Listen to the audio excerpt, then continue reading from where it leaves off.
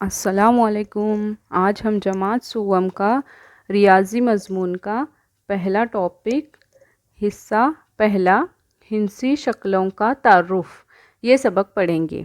यहाँ पर इयादा दिया गया है चौकोर, मुसल्लस और दायरा। इन शक्लों के बारे में आज हम इस सबक में पढ़ेंगे। सबसे पहले देखो क्या दिया गया है, मुख्तलिफ चौकोर।